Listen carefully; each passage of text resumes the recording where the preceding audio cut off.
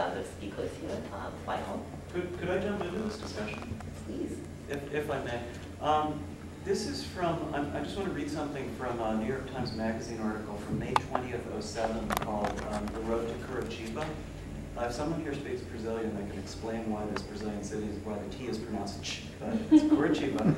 This is the city that basically, as far as I know, invented bus rapid transit. There wasn't a model. They decided they wanted to have the benefits of a subway at 100th of the cost because they didn't have the money to build a subway. And a very visionary mayor basically invented this. And this is from, I'm just going to jump midway into this article, just in terms of reducing the potential for reducing car trips with something like this. When the bus system was inaugurated, it transported 54,000 passengers daily. That number has ballooned to 2.3 million, in large part because of innovations that permit passengers to board and exit rapidly, which are very different from what AC Transit is proposing. I'm going to get to that. Unfortunately, the trends of bus usage are down. While the system has expanded to cover 13 of the cities in the metropolitan region, charging a flat fare that basically subsidizes the trips of most poorer workers who live in outlying areas, bus ridership within the Curitiba municipality has been declining. Quote, "We are losing bus passengers and gaining cars," says Luis Fragomeni, a Curitiba urban planner. He observes that, like potential users of public transport everywhere, many Curitibanos view it as noisy, crowded, and unsafe, undermining the thinking behind the master plan, even those who live alongside the high-density rapid bus corridors, there are 5 of them, soon to be a 6th, are buying cars. Quote, "The licensing of cars in Curitiba is 2.5 times higher than babies being born in Curitiba," he says.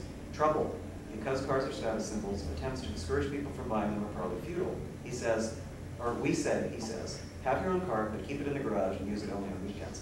So this is a trend that we'll still be fighting against. People want to own cars.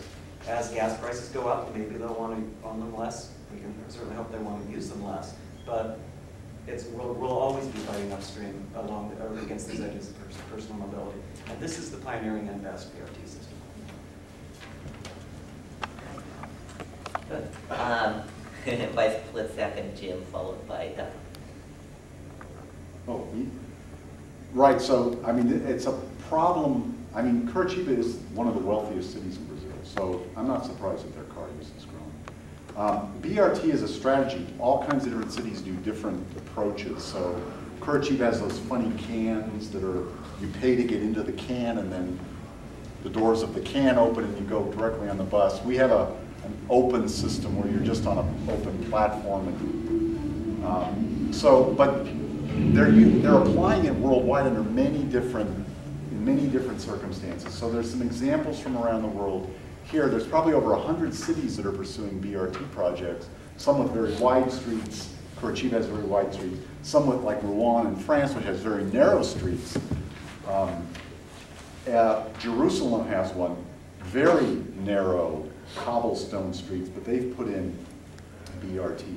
So there's also a list going around, I don't know who brought it, but the number of US cities that are doing BRT in different forms is going around. Those are ones that are in line for federal funding. Chicago's been in the press. They want to put in, Mayor Daley Jr., Little Daley, wants to put in 100 miles of BRT.